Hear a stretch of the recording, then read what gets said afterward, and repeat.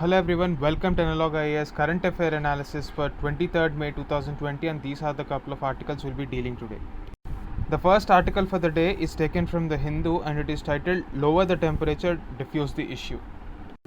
This article is mainly regarding the recently approved new political map of Nepal, where it is showing that Nepal is claiming the Lipulekh, Kalapani and Limpi Adhura territories. So if you take a look at this, Kalapani is here.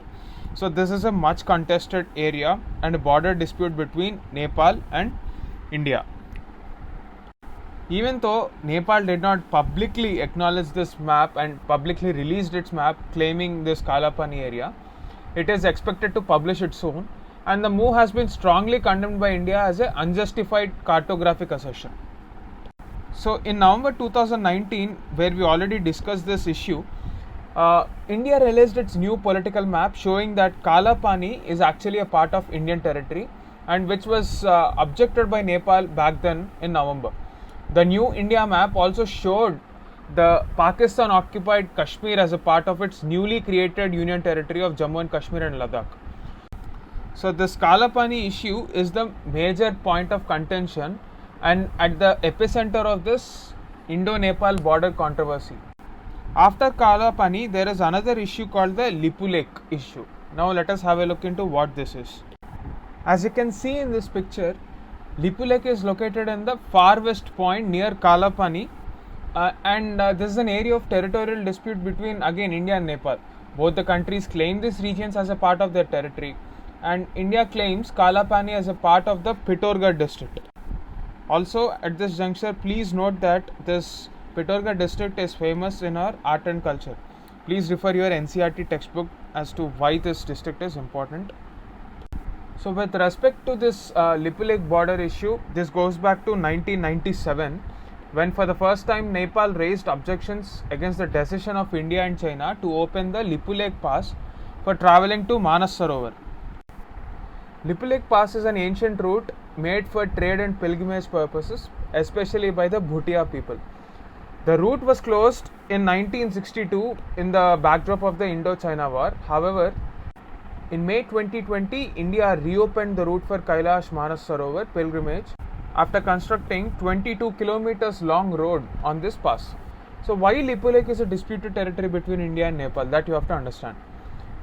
Lipulekh Pass opens from Gunji village. Nepal says that this Gunji village is their own territory. On the other hand, India and China signed a trade treaty in 1954 declaring Lipulekh Pass as the Indian gateway. Moreover, both the countries signed another territory in 2015 for trading through the Lipulekh Pass. However, this time Nepal protested against the move, taking claim over Kalapani area.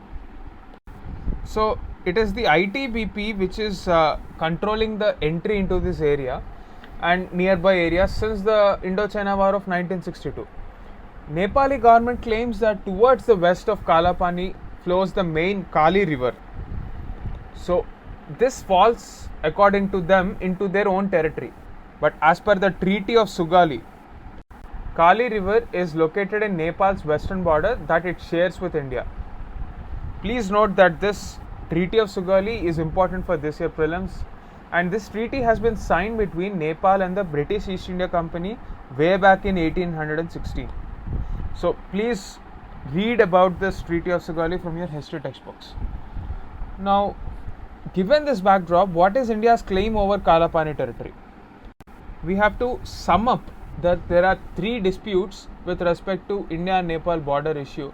One is the interpretation of the Treaty of Sugali. The next one is the origin of Kali river, and the third one is this Gunji village.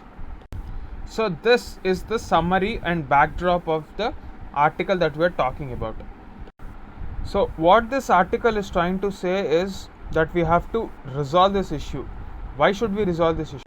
China has been trying to flare up tensions in this region to use Nepal as a shield to control India.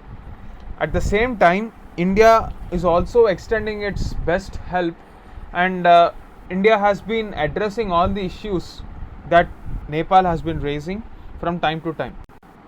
If we take a close look, India has already signed a technical level joint boundary working group which was set up in 1981 with the help of Nepal. We have almost resolved 98% of the issues. However, this 2% of the issues are remaining a bone of contention, especially because of the domestic and international politics that are at play. So, the matter of concern that needs urgent attention is this: Nepal has been traditionally our ally, and only China will benefit from any rift that is happening between India and Nepal. So, the Indian government must immediately address these issues. That is the gist of this article. The next article for the day is again taken from the Hindu, and it is titled Notes on Digital Currency Plan Made in China. So, till now, the world trade is dominated by a currency called the dollar, United States dollar. Now, let us take a hypothetical scenario.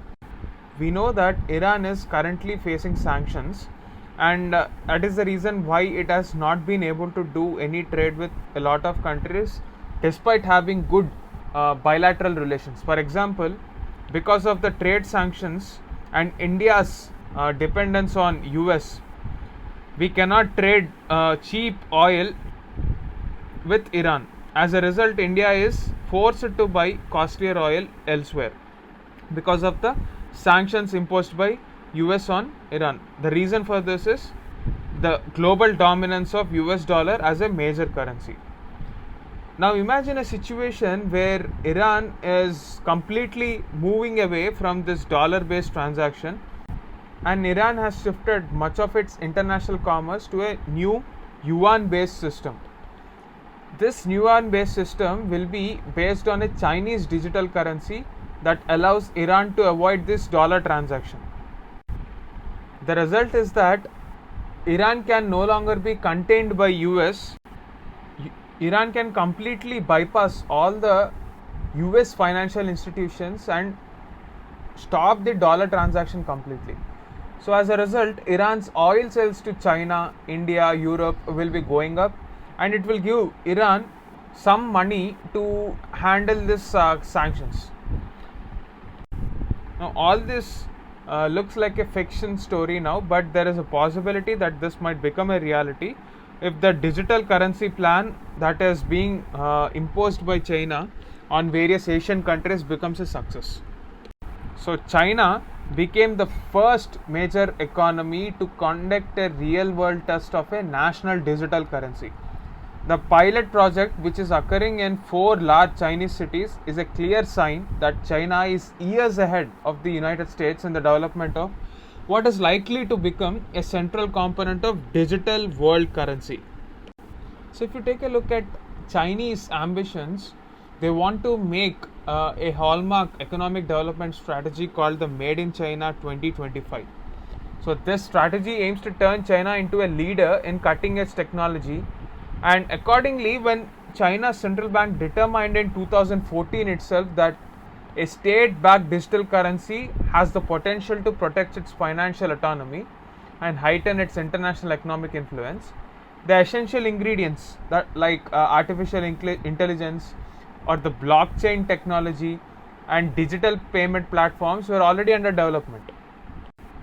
So a digital currency, what is this? Let us try to understand what a digital currency exactly means. It is any form of money that exists in electronic format, and it is opposed to a tangible bill or a coin. So deposits held in commercial banks today are already digital, but they are liability of private firms. That is, privately owned banks are obligated to return or turn deposits into cash whenever a depositor wants. China's central bank issued digital currency would be the liability of the state, just as cash is. Although this change may seem insignificant from the perspective of end users, it is a fundamental, since a central bank has much more authority and oversight than other forms of currency. The Chinese authorities also say that it is completely different from a Bitcoin. Bitcoin uses peer-to-peer technology to operate with no central administrator. Several million users maintain independent ledgers of all transactions within a distributed system, and they use consensus mechanism to agree on which transactions are valid. There is also this cryptographic technology which is supposed to ensure that user identity and transaction records are private, secure, and immutable. But the weakness of this model is that it is widely fluctuating values and the vulnerability to cyber attacks. So, keeping these problems in mind, the digital currency that China started is hyper centralized. So, it is controlled by the Central Bank of China, that is the People's Bank of. So, at present, it looks like the PBOC will follow a two-tier structure. So, PBOC will issue these digital coins to a network of state-owned banks, and from there, these state-owned banks will give the money to the customers through electronic payments. So essentially nothing changes for the end user and it will be easy for him to transact. But the advantage that China will have is the centralized system wherein the central bank will have a record of every transaction that is happening in this digital currency. So what this will essentially give the digital yuan is it avoids three major hurdles. That is, first one, price stability. The second one is it will ensure that there is wide acceptability because it is driven by the state. Third point is ubiquitous payment platforms and legitimacy in the eyes of government and regulator means that it is easily adapted by different countries. So if we try to have a look at the present framework, the backbone of the United States financial dominance is the Society for Worldwide Interbank Financial Telecommunication, or what we call as SWIFT. So this facilitates messages between banks about payment orders and a network of US correspondent banks which serve as intermediary to execute these international payments. Now this digital currency will try to oppose the SWIFT system and everything will be under the control of PBOC. In this way, this program is aimed at a complete global dominance, which is a dangerous scenario for the global economy. So this is the gist of this article. That's it for the day. Thank you.